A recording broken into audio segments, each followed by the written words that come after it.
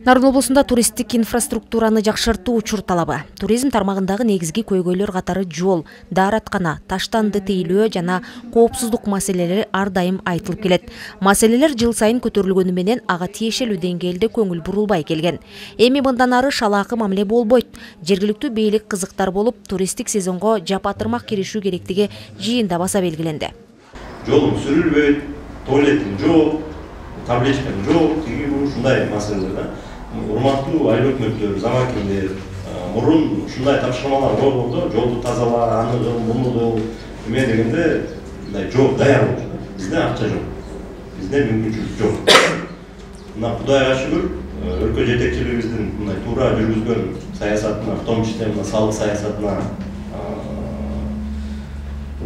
ошол саясаттын негизинде Кудайга шүгүр бизде азыр акча бар.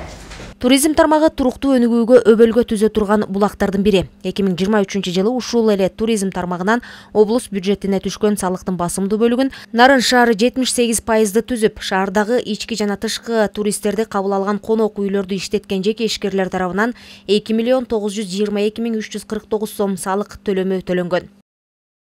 Мамлекеттик салык кызматынын саясатында фискалдаштыруунун негизинде кассалык контролдук машиналарды колдонуш керек. Биринчи эле иретте, андан кийин ал жерге күнүмдүк каражатка кеткен товарларды, өзүнүн жана продукталарыны, расходторуну алганга бир жеке ишкерлерден же бир фирмалар тарабынан сатып алынган каражаттарды электрондук счет фактуру колдонуп, алар келген жарандарга, ички жана тышкы келген туристтерге алар кадимкидей эле ошол алган кызмат акысынын акчасынан, накталай алган акчасына ККМ чектерди чыгарып берүүгө зарыл. Тармактагы иш-аракеттер жана көйгөйлөр талкууланган жыйында жайкы туризмге карата даярдыктардын жүрүшү тууралуу маалыматтар айтылды. Санариптүү өнүктүрүү креативдүү экономика бөлүмүнүн баш кадиси Салтанат Эсенгулова облустагы бардык туристтик жайлардын ыраттуу өнүктүрүүнүн 2022-2026 жылдарга карата стратегиялык планы иштелип чыкканын кошумчалады. Анын курамында жергиликтүү бийлик, жеке ишкерлер жана эл аралык өнөктөштөр камтылган.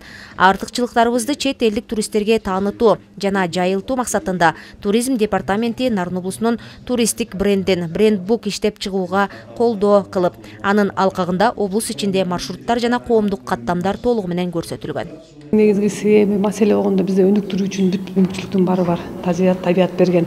Ошону эле биз сактап калыш керекпиз, экологиялык нормалар сактап. Ал эми шарт түзүүнү айтсам, анда инфратүзүмдү жакшыртуу. Ошол туристтик багыттарга бара турган жолдорду аларды асфальттеп жиберишпейбиз, бирок баягы ыңгайлуу кылып, баягы экологиялык нормалар сакташ керекпиз. Анан эле жол боюндагы баягы даараткана, ошол эле токтоп эс ала турган борборлорду ачыш керекпиз да. Калган өнүктүрүү боюнча бизде калган нерсенин баары эле бар да. Анан жанагыдай билим керек. 2024 жылдын 13 июлунда Кыргызстанда Босого жайлоосунда Кыргыз көчү фестивалынын оттору жанат. Нарын облусуна келген туристтерди кабат-кабат курулуштар эмес, аларды жаратылышыбыз, таза аба, тоолорго чыгуу, жайлоолорго баруу, эко тамак аштар жана аңчылык туризмдери кызыктырат. Андыктан жаңыдан түзүлүп билек түрө ишке киришкен Теңир Тоо туризм ассоциациясы Кыргыз көчү аталышындагы фестиваль өткөрүүнү мерчемдешүүдө. Алгачкы этно фестиваль өз жемишин берсе, мындай иш-чаралар ишкерлер менен биргеликте байма-бай уюштурулуп турмакчы.